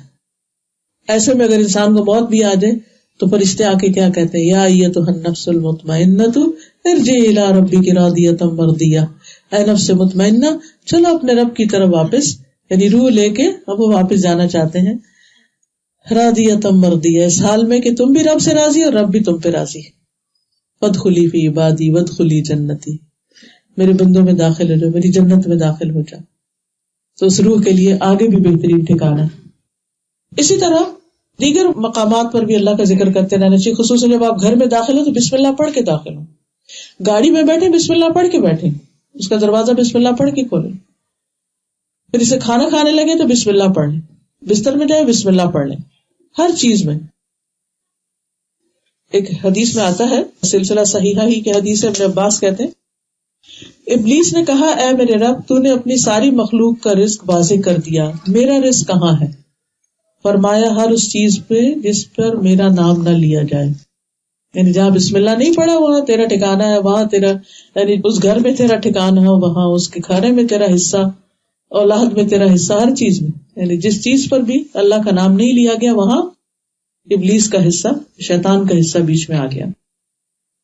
چوتھی چیز یہ ہے کہ ہر وقت اللہ کے ذکر کو اپنی عادت بنانا چاہیے. قرآن مجید میں آتا ہے وَاذْكُرُوا اللَّهَ كَثِيرًا لَعَلَّكُمْ تُفْلِحُونَ، اللہ کو بہت یاد کیا کرو تاکہ تم فلاح پا جاؤ، کامیاب ہو جاؤ. اور اس کا انسٹنٹ فائدہ تو یہ ہوتا ہے کہ دلوں پہ اطمینان ہوتا ہے، سکون آ جاتا ہے انسان کو. الا بذکر اللہ تطمئن القلوب، اور جب تک بندہ اللہ کو یاد کرتا رہتا ہے اللہ تعالیٰ اس کے ساتھ ہوتا ہے. پھر انسان کے اندر ایک خاص قوت اور انرجی آتی. انسان کا حوصلہ بڑھتا ہے، توکل بڑھتا ہے۔ ذکر انسان کو ایک طرح سے زندہ کر دیتا ہے، انسان کی زندگی ہے اس میں، کیونکہ حدیث میں آتا ہے اس شخص کی مثال جو اپنے رب کو یاد کرتا ہے اور جو یاد نہیں کرتا اس کی مثال زندہ اور مردہ جیسی، یعنی اتنا فرق ہو جاتا ہے۔ جس گھر میں اللہ کا ذکر ہوتا ہے وہاں پر اللہ کی رحمت نازل ہوتی ہے، سکینت نازل ہوتی ہے، فرشتوں کا حضور ہوتا ہے، پھر اسی طرح پریشانی اور خوف زائل ہوتا ہے۔ حدیث میں آتا ہے نبی صلی اللہ علیہ وسلم نے فرمایا جو رات سے خوف کھائے، جیسے بچے ہوتے ہیں نا رات کو ڈرنے لگتے ہیں کہ وہ پریشان کرے گی، یا مال خرچ کرنے سے بخل کرے، یعنی صدقہ بہت نہیں کر پاتا، یا دشمن سے مقابلہ کرنے سے ڈرے، تو چاہیے کہ وہ اس قول کی کثرت کر دے، سبحان اللہ و بحمدہ، سبحان اللہ و بحمدہ، پڑھتا رہے۔ یہ اللہ کے نزدیک سونے کا پہاڑ اللہ کے راستے میں خرچ کرنے سے زیادہ محبوب ہے۔ یعنی اگر تم سونے کا پہاڑ صدقے میں دو اور اس کے مقابلے میں، اور اگر نے کہا کہ کون ہم میں سے کر سکتا ہے صدقہ، اتنا ہے ہی نہیں پہاڑ، تو پھر کریں گے کہاں سے؟ تو ہمیں اللہ نے قوت تو دی ہے کہ ہم اللہ کا ذکر کریں، تو جو یہ کثرت سے پڑھے گا سبحان اللہ و بحمدہ، تو یہ اللہ تعالیٰ کو اس سے بھی زیادہ محبوب ہے کہ کوئی شخص اتنا بڑا صدقہ کرے۔ پھر اسی طرح شیطان کے حملوں سے بچاؤ کا ایک مضبوط ذریعہ ہے اللہ کا ذکر۔ یحییٰ علیہ السلام نے بیت المقدس میں بنی اسرائیل کو جمع کیا، جب مسجد بھر گئی تو خود ایک ٹیلے پر بیٹھ گئی، اونچی جگہ پر بیٹھ گئی، اللہ کی حمد و ثنا کی، پھر فرمایا میں تمہیں کثرت سے اللہ کا ذکر کرنے کا حکم دیتا ہوں، کیونکہ اس کی مثال اس شخص کی سی ہے جس کا بہت تیزی سے دشمن پیچھا کر رہا، کوئی پیچھے لگا ہوا اور وہ مضبوط قلعے میں گھس کے پناہ لے لیتا۔ آپ نے کبھی سوچا ہوگا نا، جیسے کہ کبھی کبھی ایسے خوف آتا ہے کہ کوئی گھر میں گھس نہ آئے، یا کوئی چور نہ آ جائے، یا کوئی پیچھے نہ لگ جائے، تو ہم فوراً ساتھ ہی ترتیبیں سوچنے لگتے ہیں، اچھا ہم اندر سے کنڈی لگا لیں گے، ہم یہاں بند ہو جائیں گے، وہ کریں گے، وہ کریں۔ تو جب انسان اللہ کا ذکر کرتا ہے تو اس لیے شیطان ہر وقت ہمارے پیچھے لگا رہتا ہے، تو وہ کیا ہے، اس سے بچ کر ہم اللہ کی پناہ میں آ جاتے ہیں، قلعے میں آ جاتے ہیں، تو دشمن اس پر حاوی نہیں ہو سکتا۔ ابن القیم نے ذکر کے کچھ اور فوائد بھی لکھے ہیں اپنی کتاب الوابل السیب میں۔ وہ کہتے ہیں ذکر شیطان کو بھگا دیتا ہے، اس کا قلع قما کرتا ہے، اس کی قوت توڑ دیتا ہے، رحمان عز و جل کو راضی کرتا ہے، دل سے غم اور پریشانی دور کرتا ہے، دل کے لیے خوشی کو کھینچ لاتا ہے، جسم اور دل کو طاقت بخشتا ہے، چہرے کو منور کرتا ہے، رزق کھینچ لاتا ہے، اور یہ ذکر کرنے والے کو روب، حلاوت، سویٹنس اور تازگی کا لباس پہناتا ہے، یعنی ایسا انسان حشاش بشاش اور فریش ہوتا ہے۔ ذکر میں خاص طور پر نبی صلی اللہ علیہ وسلم پر درود بھیجنا جو ہے، یہ بھی بڑے فائدے کی چیز ہے۔ جو شخص کثرت سے نبی صلی اللہ علیہ وسلم پر درود بھیجتا ہے اس کے سارے غم، فکریں، پریشانیاں دور ہو جائیں گی۔ پھر کثرت سے استغفار، خصوصاً اگر اولاد، رزق، مال وغیرہ میں کمی ہو، اللہ کی رحمت حاصل کرنے کے لیے قرآن مجید میں آتا ہے لولا تستغفرون اللہ لعلکم ترحمون، تم اللہ سے استغفار کیوں نہیں کرتے کہ تم پہ رحم کیا جائے؟ یعنی جو شخص یہ چاہتا ہے کہ اللہ کی رحمت اس پر آئے، اسے چاہیے کہ اپنے گناہوں سے معافی مانگے۔ سورۃ نوح میں تو واضح طور پر آتا ہے، انہوں نے اپنی قوم سے کہا کہ قوم اپنے رب سے معافی مانگ لو، یقیناً وہ بہت معاف کرنے والا ہے، وہ تم پر بہت برستی بارش بھیجے گا، مال اور بیٹوں سے تمہاری مدد کرے گا، یعنی مال بھی دے گا، اولاد بھی دے گا، اور اولاد بعض اوقات ہوتی بھی ہے تو مدد نہیں کرتی، کئی دفعہ ایسے بھی ہوتا ہے نا کہ اولاد ہے لیکن وہ اپنی کمائی میں لگے ہوئے ہیں، اپنی زندگی گزار رہے ہیں، آپ کے کسی فائدے کے نہیں ہیں۔ تو استغفار جو ہے وہ مال اور اولاد سے فائدہ پہنچانے کا ذریعہ ہے، وہ تمہیں باغات عطا کرے گا، تمہارے لیے نہریں جاری کر دے گا، اللہ کے عذاب سے بچ جاتا ہے انسان استغفار کے ذریعے۔ چھٹی چیز ہے قرآن سے تعلق مضبوط کرنا، کیونکہ قرآن شفا اور رحمت ہے مومنوں کے لیے۔ قرآن مجید میں آتا ہے وَنُنَزِّلُ مِنَ الْقُرْآنِ مَا هُوَ شِفَاءٌ وَرَحْمَةٌ لِّلْمُؤْمِنِينَ، اور ہم قرآن میں وہ کچھ نازل کرتے ہیں جو مومنوں کے لیے شفا اور رحمت ہے۔ وَلَا يَزِيدُ الظَّالِمِينَ إِلَّا خَسَارًا، مگر یہ ظالموں کے خسارے میں ہی اضافہ کرتا ہے، نقصان میں ہی اضافہ کرتا ہے۔ پھر اسی طرح یہ کتاب مبارک ہے، اس کے ساتھ برکتیں آتی، ہر چیز میں برکت، زندگی میں، جان، مال، اولاد، ہر چیز کے اندر۔ پھر اللہ سے جوڑنے کا ذریعہ، قرآن اللہ کی رسی ہے جس کا ایک سرا اللہ کے ہاتھ میں ہے اور دوسرا بندے کے ہاتھ میں۔ جب انسان اس رسی کو چھوڑ دیتا ہے تو بھٹکنے لگتا ہے، لاسٹ ہو جاتا ہے، گم جاتا ہے، نقصان اٹھاتا ہے، گر پڑتا ہے، ذلیل ہوتا ہے. رسول اللہ صلی اللہ علیہ وسلم نے فرمایا جو آدمی اللہ اور اس کے رسول سے محبت کرنا پسند کرتا ہے اسے قرآن کی تلاوت مصحف دیکھ کر کرنی چاہیے، یعنی قرآن کھول کے پڑھنا چاہیے اگرچہ آپ حافظ ہی کیوں نہ ہو. ابو ہریرہ کہا کرتے تھے بے شک قرآن پڑھنے کی وجہ سے گھر اپنے رہنے والوں کے لیے کشادہ ہو جاتا ہے، یعنی گھر میں خود بھی پڑھیں، اوروں کو بھی پڑھائیں، اور جیسے گھر میں چھوٹی چھوٹی قرآن کی کلاسز چاہے بچوں کی ہو چاہے بڑوں کی ہو چاہے ہفتے میں ایک دفعہ ہی کیوں نہ ہو، تو اپنے گھروں کو قرآن کی تعلیم کا مرکز بنائیں، اس سے بھی گھروں میں برکت آتی. اور اگر ناممکن ہو کسی وجہ سے تو کبھی نہ کبھی ونس ان اے وائل ایسی مجالس کا اہتمام کیا جائے. وہ کہتے ہیں کہ جس گھر میں قرآن پڑھا جاتا ہے وہاں فرشتے حاضر ہوتے ہیں، شیاطین اس گھر کو چھوڑ دیتے ہیں، اس کی خیر و برکت بڑھ جاتی ہے. اور قرآن نہ پڑھنے کی وجہ سے گھر اپنے رہنے والوں کے لیے تنگ ہو جاتا ہے، فرشتے اس کو چھوڑ دیتے ہیں، شیاطین اس میں بسیرا کرتے ہیں، اس گھر کی خیر و برکت کم ہو جاتی ہے. پھر اسی طرح عبداللہ فرماتے ہیں اس سیدھے رستے پر آمد و رفت رہتی ہے، یہاں شیاطین آتے ہیں صراط مستقیم پر، بلند آواز سے کہتے ہیں اے اللہ کے بندے دوسرے رستے پر آ جاؤ، تم اللہ کی رسی مضبوطی سے تھام لو، بے شک اللہ کی رسی قرآن ہے. تو پھر شیاطین سے تحفظ ہو جائے گا، بچاؤ ہو جائے گا. پھر اسی طرح تلاوت اس کی انسان کے لیے زمین پر نور کا سبب ہے، یعنی غموں سے ازالے کا ذریعہ ہے، آسمان میں اس کا ذکر ہے. خصوصاً سورۃ البقرہ کا پڑھنا، اس کو اپنی زندگی کا حصہ بنا لیں، کچھ حصہ اس کا زبانی یاد کریں، کچھ اس کا ترجمہ پڑھیں، کچھ اس کو سمجھیں، اس کو تہجد میں پڑھیں. خصوصاً اگر کوئی ان یوزول قسم کی پریشانی یا غم یا دکھ یا مصیبت آ گئی ہے تو تہجد کے وقت چاہے دیکھ کر آپ پڑھیں، نماز میں آپ سورۃ البقرہ پڑھنا شروع کر دیں. جب ایک دفعہ پوری ہو جائے، ایک دن میں پڑھیں، 2 میں پڑھیں، 4 میں پڑھیں، 8 میں پڑھیں، ہفتے بھر میں پڑھتے رہیں. جب پوری ہو جائے پھر شروع کر دیں، پھر پوری ہو جائے پھر شروع کر دیں. تو آپ دیکھیں گے کہ بہت سے شیطانی اثرات اور ایسی بیماریاں اور ایسی مصیبتیں جن کی وجہ ہی نہیں سمجھ آتی، اس سے انشاءاللہ دوری ہوگی. حدیث میں آتا ہے سورۃ البقرہ پڑھا کرو کیونکہ اسے حاصل کرنا باعث برکت اور اسے چھوڑنا باعث حسرت ہے، اور باطل پرست اس کی طاقت نہیں رکھتے، یعنی جادوگر وغیرہ اس کے اوپر اثر انداز نہیں ہو سکتے. کیونکہ بعض اوقات آپ نے دیکھا ہوگا کہ اگر کسی کو جادو ہے یا کچھ اس کا علاج بھی کرواتے تھوڑے دن کے بعد دوبارہ ہو جاتی ہے مشکل، کیونکہ کنٹینیوسلی آپ کو ایک پروٹیکشن، ایک شیلڈ چاہیے. اور پھر شیطان اس گھر سے بھاگ جاتا ہے جہاں سورۃ البقرہ پڑھی جاتی ہے. رسول اللہ صلی اللہ علیہ وسلم نے فرمایا تم اپنے گھروں کو قبرستان نہ بناؤ، کیونکہ شیطان اس گھر سے بھاگ جاتا ہے جس میں سورۃ البقرہ کی تلاوت کی جاتی ہے. تو یہ سورۃ البقرہ کی تلاوت کو اپنا معمول بنا لیں. ایک اور روایت میں آتا ہے کہ شیطان اس گھر میں داخل نہیں ہوتا جہاں سورۃ البقرہ پڑھی جاتی ہے. تو یہ تھی چند باتیں جن کا اہتمام کرنا زندگی میں انسان کو بہت سی پریشانیوں، دکھوں اور مشکلات سے نجات دیتا ہے، اور اس طرح انسان اللہ کی حفاظت میں آ جاتا ہے. خاص طور پر انسان کے ایمان کی حفاظت ہوتی ہے، کیونکہ ایمان کی حفاظت بہت ضروری ہے. ہمیں اللہ کی طرف واپس جانے تک اپنے رب کی عبادت کرنی ہے. وَاعْبُدْ رَبَّكَ حَتَّى يَأْتِيَكَ الْيَقِينُ. اور اس بات کی دعا بھی مانگنی چاہیے کہ اللہ ہمارا ایمان پر خاتمہ فرما اور ہمیں شیطان کی شر سے محفوظ رکھ، اور اس سے بچا کہ وہ ہمیں دنیا میں کوئی تکلیف دے یا ہماری موت کے بعد ہمارے لیے کسی مصیبت کا باعث بنے. وآخر دعوانا الحمد للہ رب العالمین. اگر کوئی کوشچن ہو یا کوئی بات آپ پوچھنا چاہیں تو موسٹ ویلکم، یا مزید کوئی آپ میں سے کچھ کوئی ایڈ کرنا چاہے، کوئی اور چیز بات کرنا چاہے، سب کے لیے.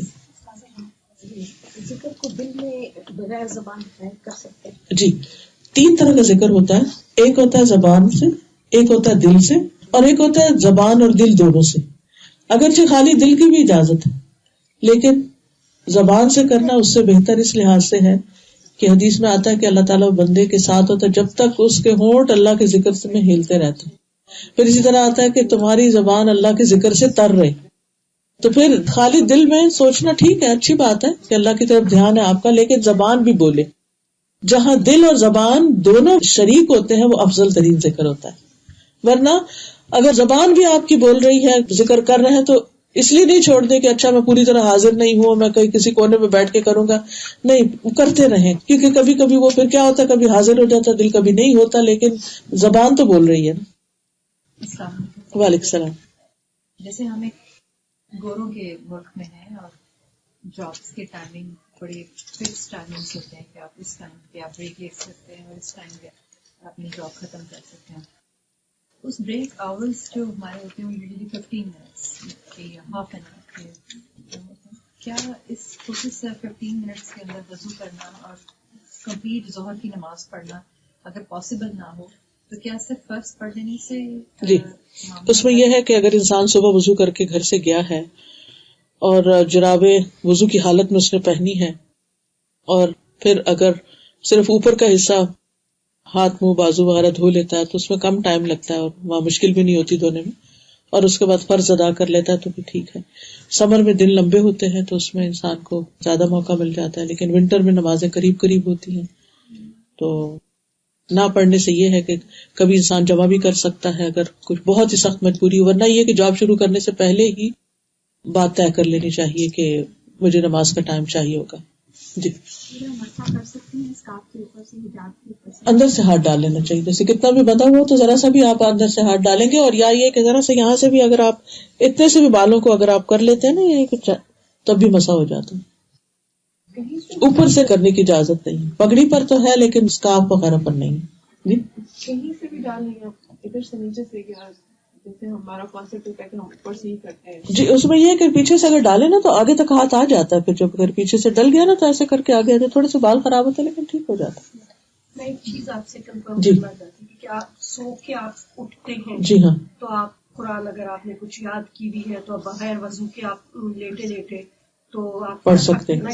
جی پڑھ سکتے ہیں. اس کی دلیل یہ ہے کہ نبی صلی اللہ علیہ وسلم جب تہجد کے وقت اٹھتے تھے تو بغیر وضو کے وضو کرنے سے پہلے آپ سورۃ آل عمران کی آخری آیات پڑھتے تھے، تو اس سے پھر یہ دلیل ملتی ہے کہ کوئی لمٹ تو نہیں ہے کہ بس اس سے زیادہ نہیں. کبھی آپ کی آنکھ دیر تک کھلی بھی ہے، کوئی بات نہیں. کبھی رات کو آنکھ کھل جاتی ہے تو اس وقت انسان دل نہیں چاہ رہا کہ آپ وضو کرے، یا پھر یہ کہ دوسرا کوئی ڈسٹرب ہو سکتا ہے تو لیٹے لیٹے آپ پڑھتے نا، کوئی حرج نہیں. اجازت ہے، بالکل ہے.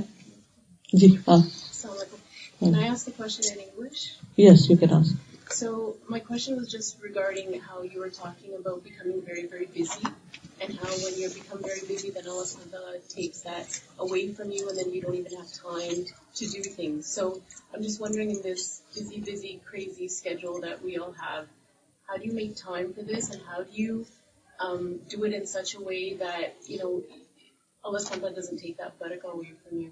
Do you know what I'm asking? Because you talked a little bit about how, you know, you'll try and do things, but then it doesn't work because there's no barakah in it. Allah subhanahu wa ta'ala takes that away from you. اس میں یہ ہے کہ جیسے نمازوں کے اوقات کے جو کام ہیں اگر ان کو اس سے پہلے کر لیا جائے، مثلاً آپ کو پتہ ہے کہ صبح آپ کو بہت جلدی نکلنا ہے اور آپ کے پاس صرف اتنا ٹائم ہے کہ آپ نماز پڑھیں یا ناشتہ بنائیں یا کچھ اور کریں، تو کوشش کریں کہ جیسے رات کو سونے سے پہلے آپ اپنی ساری چیزیں اس طرح لگا کے رکھ لیں کہ آپ کو میکسیمم ٹائم پہ نماز کے لیے اچھا سا مل جائے، اور ذکر کے لیے دعائیں آپ زبانی یاد کر لیں. اگر یاد نہیں ہوتی تو ان کے آڈیوز بھی ہیں. ساتھ ساتھ آپ ناشتہ بنا رہے ہیں، کوئی کام کر رہے ہیں، تیار بھی ہو رہے ہیں، دعائیں لگی ہوئی ہیں، ساتھ ساتھ آپ دل میں پڑھتے چلے جائیں. یعنی دو کام آپ اکٹھے بھی کر سکتے ہیں، تو چھوڑے نہیں چیزوں کو.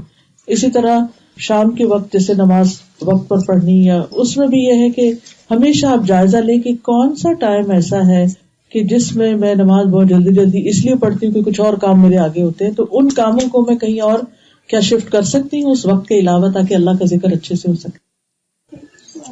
جی اگر دعائیں یاد نہیں ہے زبانی تو اگر ہم اس کو آڈیوز کو سن لیں تو جی یاد کرنی تو چاہیے، سنیں بھی اس لیے تاکہ وہ یاد ہو جائیں. ٹھیک ہے، تو صرف اس پر ڈیپینڈ نہیں کرنا چاہیے کہ صرف سنتے ہی رہے ساری زندگی. اللہ یہ کہ اگر کسی کا حافظہ اتنا ہی خراب ہے کوشش کے باوجود بھی یاد نہیں کر سکا تو پھر سن کے ساتھ ساتھ پڑھ لیں.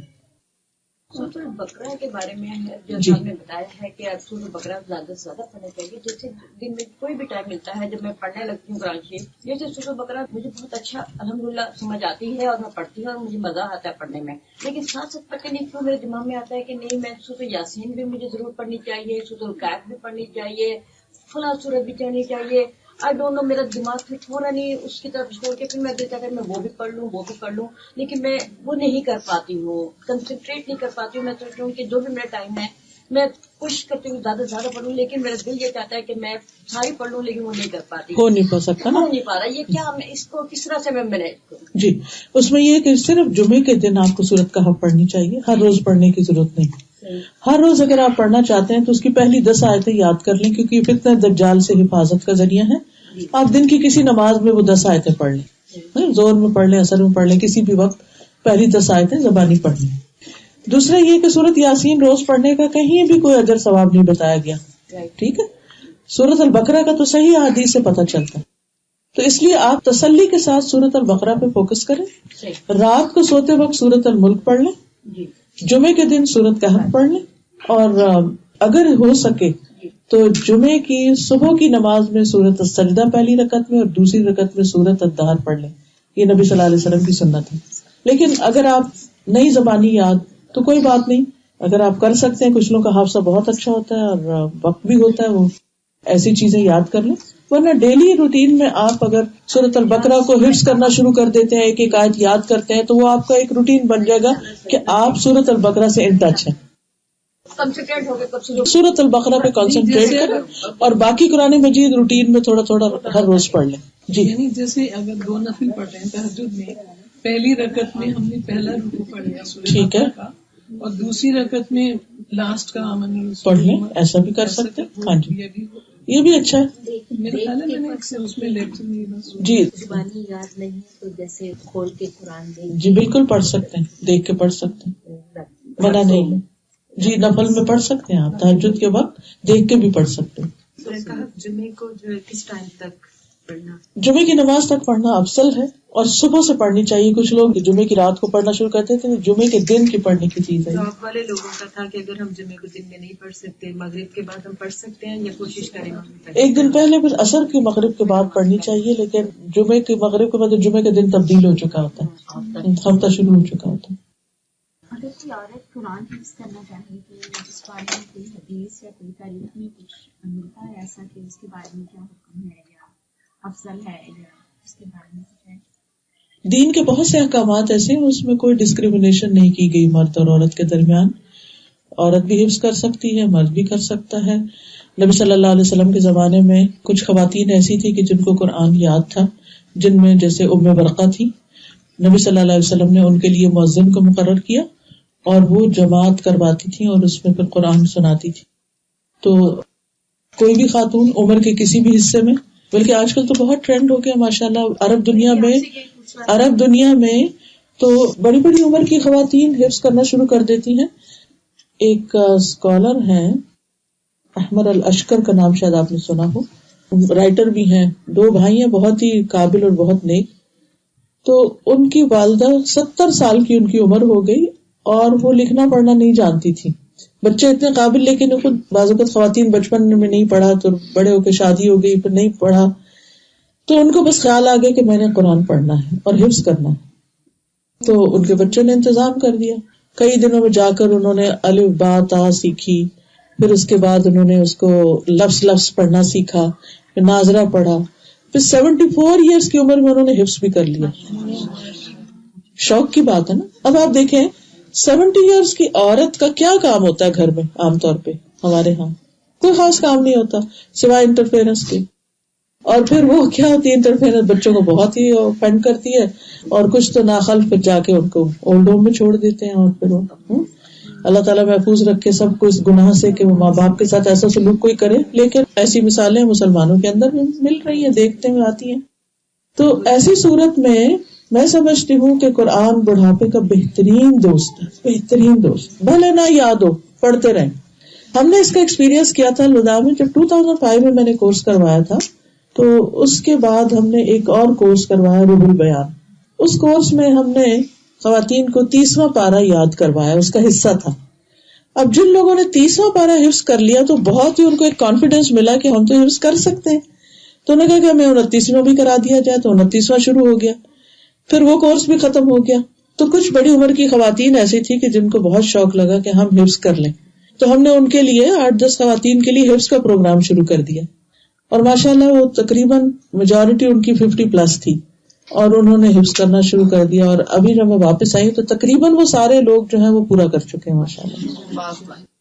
کرتے جی ایج میں ڈر یہ لگتا ہے کہ اگر بھول جائے گئی. دیکھیے جان بوجھ کے بلانا جو ہے نا, نہیں جان بوجھ کے نہیں, جی وہ تو آپ جان بوجھ کے بلانے کا تو ہے, لیکن نہیں, یہ ڈر کیوں ہم پہلے سے ایزیوم کر رہے ہیں. ہم اچھا گمان رکھیں, اللہ سے اچھا گمان رکھیں, اللہ سے دعا کریں, اور ہماری کوشش کے باوجود اگر بیماری یا شدید بڑھاپے کی وجہ سے کچھ چلا بھی گیا تو اللہ تعالیٰ ظلم نہیں کرے گا, وہ ہماری اس نیت اور کوشش کو دیکھے گا کہ ہم نے اس کو اپنے سینے میں محفوظ کیا, پھر کسی وجہ سے نہیں رہا تو کوئی اور ایسی بات نہیں ہے, تو کرتے رہیں. بلکہ میں سمجھتی ہوں کہ جب بچے بچپن میں کرتے ہیں اس میں جلدی تو ہوتی ہے اور آسانی بھی ہوتی ہے, لیکن پھر وہ بیچ کا حصہ ایسا بھی آتا ہے کہ جس میں اس کو مینٹین کرنا بڑا مشکل ہو جاتا ہے. لیکن جب انسان ان سارے فرائض سے فارغ ہو جاتا ہے تو اس وقت اگر یہ شروع کر دے تو پھر آخری عمر تک, آخری دن تک انسان اس کو پڑھتا ہی رہے. اور آپ نے دیکھو کہ جو لوگ بہت قرآن پڑھ رہے ہوتے ہیں نا, وہ قومے میں جا کر بھی اور بے ہوشی میں بھی ان کے وہ کچھ نہ کچھ آیتیں ہی پڑھ رہے ہوتے ہیں.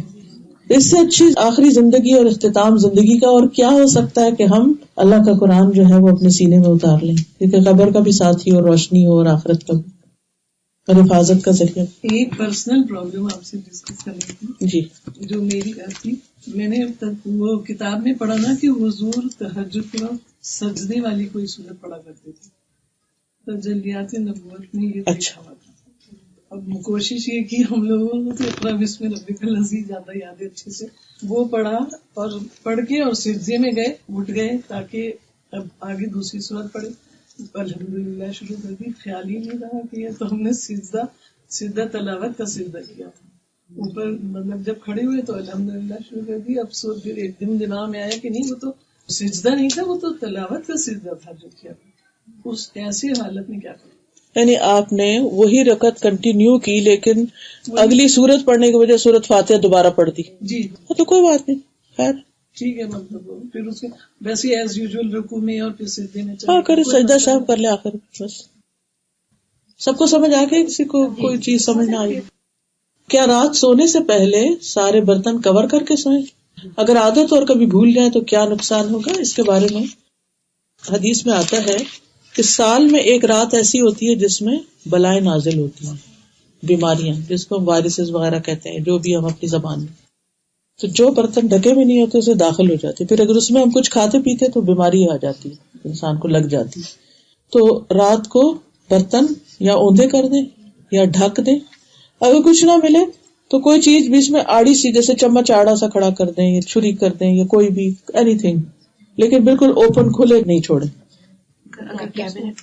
کیبنٹ میں تو کوئی حرج نہیں, کیبنٹ تو ڈھکی ہوئی ہے نا. کیبنٹ میں آپ گلاس سیدھے رکھتے ہیں تاکہ وہ ان میں ہوا لگتی رہے, تو کیبنٹ تو ڈھکی ہوئی ہے, ٹھیک ہے جی. صرف یہ جو باہر پڑے, بازو کا سنک میں ہوتے ہیں نا, کھلے برتن پڑے ہوتے ہیں, نہیں رات تھک گئے ہیں, نہیں لگا سکتے یا نہیں دھو سکتے, تو ان کے اوپر ایک ٹاول ڈالتے ہیں, کچھ بھی کسی بھی طرح ڈھکتے ہیں, بس ڈھکنے کی عادت ڈالتے. جو بات کتنی ہوتی ہے بس کھلے نہیں پڑے ہونے چاہیے, سیدھے سیدھے کھلے نہیں پڑے ہوتے. اگر ٹیڑھے ہیں یا الٹے ہیں تو کوئی حرج نہیں, چاہے گندے ہیں تو بھی کچھ بھی کچھ رکھ دیں, لیکن یہ کہ کھلے نہیں چھوڑے, ایسے اوپن نہیں چھوڑے. رات کو جیسے پانی پینے کے لیے اپنے پاس آپ نے گلاس رکھا ہے یا بوٹل کھولی ہے تو اسی کا ڈھکن واپس اپنی گلاس کے اوپر گلاس کور رکھتے ہیں, خالی نہیں چھوڑے. یا رات کسی نے پانی پیا اور کھلا چھوڑ کے رکھ دیا اور آپ صبح آ کے اس کو پینے شروع کر دیے, نہیں پے اسے گرا دیں. کسی نے دودھ پیا اور ایسے بچے ہوتے ہیں نا, بعض اوقات آپ سو جاتے ہیں اور بعد میں کچن میں جا کے کچھ نہ کچھ کر رہے ہوتے ہیں, چھوڑ کے آ جاتے ہیں, تو پھر اس کو صبح دھو ڈالیں. جیسے غسل کے بارے میں اگر جو غسل جنابت ہوتا ہے, جی ہاں, اس کے بارے میں سوال ہے کہ بال دھونا یا کسی کی بہت جیسے وہ فکر نہیں اپنی وہ بنا لیتے, بہت ساری بریڈس وغیرہ بنا جی لیتے, اس پہ تھوڑا سا ایکسپلین کرتے بال دھونے کے. جی اس میں آپ دیکھیے کہ جو غسل جنابت ہوتا ہے اس میں صرف سر کی سکن گیلی کر لینا کافی ہوتا ہے, لیکن جو پیریڈز ہوتے ہیں اس میں آپ کو بال بھی دھونے چاہیے, ٹھیک ہے. مطلب یہ کہ آپ صرف پانی کا ڈونگا ڈال لیں اور ڈونگا ڈال لیں, اور بال بے شک آپ نے پیچھے بریڈز ہیں کچھ ویسے اٹھا کے سکن اچھی طرح ساری دھل جائے, ٹھیک ہے. بال بے شک بندے ہوئی ہوں, بال بے شک بندے ہوں, چٹیا ہو, کچھ بھی ہو, لیکن سکن ساری, ایک بال بھی اس میں سے سر گیلا نہ ہو. لیکن جب پیریڈز ہو تو پھر آپ پورے بال دھویں. جی نہیں, کوئی خاص دعا نہیں ہے, بس واش روم جانے کی جو دعا ہوتی. جی آپ اسٹوڈنٹ ہیں, آپ کو کوئی دعا آتی ہے جو پڑھائی میں آپ کو مدد کرے؟ So there's many du'as which you can read for increasing in your knowledge, increasing in your understanding, So there is the dua of Musa alayhi salam, which he made when he went to Fir'aun, to face Fir'aun and to call him. So he made dua to Allah that Rabbi shrah li sadri, that, oh my Lord, open my chest for me. And opening of the chest means that make it so vast and spacious and able to contain wisdom and understanding so that I can convey properly. So Rabbi shrah li sadri wa yassir li amri, and make my work easy for me. So whatever it is that you're reading or you're trying to memorize or the test that you're going to take, so Rabbi shrah li sadri wa yassir li amri wahlul 'uqdatan min lisani, and untie the knot that is in my tongue, meaning make it easy for me to express myself. Because sometimes you have read the entire book and you have studied everything, but you're not able to answer or express yourself clearly. So wahlul 'uqdatan min lisani yafqahu qawli. Okay? So this is one dua that you can make. سورہ ملک روزانہ پڑھنا رات میں افضل ہے؟ جی سورۃ ملک روزانہ پڑھنا افضل ہے. یہ جو دعا ابھی انہوں نے بتائی نا، اس میں اگر آپ کا ویسے بھی کبھی دل تنگ پڑ رہا ہو نا، ہوتا ہے نا کبھی بچے تنگ کرتے ہیں تو دل تنگ ہوتا ہے، یا کبھی کوئی کسی انسان کی باتوں سے دل تنگ ہوتا ہے، یا صدقہ کرنے کے اوپر دل تنگ ہو رہا ہے، کسی بھی وجہ سے آپ کے اندر ایک گھٹن ہے نا، تو یہ دعا گھٹن کا علاج بھی ہے کہ اللہ میرا سینہ کھول دے، میری گھٹن دور کر دے. ٹھیک ہے؟ نہیں، وہ ضعیف ہے حدیث. اوکے، السلام علیکم ورحمۃ اللہ وبرکاتہ. ایک دو چھوٹی چھوٹی اناؤنسمنٹس کرنی تھی کہ ہمارے ہر روز ہفتے میں 3 دفعہ ٹیوزڈے، وینسڈے اور تھرسڈے صبح 9:45 سے 11 o'clock تک حدیث بخاری کا لیکچر ہوتا ہے. آن لائن بھی آتا ہے، فیس بک پہ بھی آتا ہے اور ویسے بھی الہدا لائیو پہ بھی آتا ہے. تو جو لوگ گھر میں ہوتے ہیں، کام پر نہیں ہوتے، تو وہ اپنے کام کاج کے دوران لگا کر سن سکتے ہیں. تو بہت کچھ نئی باتیں سیکھنے کو ملیں گی. جمعے کے دن 10 to 11:30 ہوتا ہے فقہ القلوب، جس میں اللہ سبحانہ وتعالیٰ کی معرفت اور اس طرح کی بہت ساری چیزیں. آج کل ہم روح کے بارے میں پڑھ رہے تھے، خلق الروح، کہ اللہ نے جو روح بنائی ہے تو یہ کیا چیز ہے اور کس طرح روح کے اوپر کیا اثرات ہوتے ہیں. اور پھر سیٹرڈے کو سورۃ البقرہ انگلش میں ہوتی ہے، تیمیہ کرواتی ہیں ینگ لڑکیوں کے لیے. اچھا بچوں کے لیے سیکھنے کا اس وقت ہمارے پاس کافی اس میں بچے بھی آ رہے ہیں الحمدللہ. اور سنڈے کو صحیح بخاری ہوتی ہے. تو یہ ان کا ٹائم جو ہے وہ 11:15 سے لے کر 1:15 تک ہوتا ہے، 2 گھنٹے تک. اگر بچے جیسے گھر پر ہیں تو یہ 2 گھنٹے اگر وہ بیٹھ کے آرام سے سیکھیں تو انشاءاللہ بہت فائدہ ہوگا. جی یہاں کے حساب سے 11:15 سے 1:15 تک. کرنا چاہیں تو آن لائن رجسٹریشن بھی ہوتی ہے، ورنہ اگر آپ صرف خود سے سیکھنا چاہیں تو وہ بھی آپ سیکھ سکتے ہیں، یعنی سن کے. ہاں، یہ ایک کارڈ بھی ہے تو اس میں ٹائمنگز وغیرہ لکھے ہوئے بھی ہیں اگر آپ کو چاہیے. وہ پھر میرے خیال ہے ہاں جو لوگ رجسٹر کرتے ہیں وہ پھر ان کو ایک لنک دیتے ہیں جس میں ریکارڈیڈ لیکچرز بھی پھر ملتے جاتے ہیں. جی یہ آپ رکھ سکتے ہیں. فقہ القلوب کا ٹائم 10 o'clock فرائیڈے کو، ایوری فرائیڈے ہوتا ہے. فیس بک پہ بھی آتا ہے جی، اور الہدا لائیو پر بھی ہوتا ہے. یہ قرآن پر آل اپلیکیشن ہے نا، تو اس میں بھی اس کے آپشن ہے، اس سے بھی ڈائریکٹ سن سکتے. اس میں ہے قرآن پر آل میں بھی ہے، اور قرآن ان ہینڈ جو اپلیکیشن ہے اینڈرائڈ پہ، اس پہ بھی ہے لنک، اس سے بھی سن سکتے ہیں. چلیے، یہ جو دعائیں میں نے آپ کو بتائی ہیں، اس کتاب ایاک نستعین جو ہے یہ انگلش میں ہے. اس میں ٹرانسلیٹریشن بھی ہے، اردو میں بھی ہے اور انگلش میں بھی ہے. اس میں جو بچے عربی نہیں پڑھ سکتے اس میں انگلش میں بھی یہ دعائیں لکھی ہوئی ہیں، یعنی انگلش میں عربی لکھی ہوئی ہے. تو اس میں یہ ہے کہ آپ بچوں کو بھی پڑھنے کے لیے حفاظت کی دعائیں دے سکتے ہیں، اور اس میں شفا کی دعائیں بھی ہیں، اور نظر کی بھی، اور جن کی بھی، اور اس طرح کی سب چیزیں، استغفار وغیرہ بھی. اوکے چلیے ٹھیک ہے، جزاکم اللہ خیر. سبحانک اللہم وبحمدک، اشہد ان لا الہ الا انت، استغفرک و اتوب الیک. السلام علیکم و رحمۃ اللہ وبرکاتہ.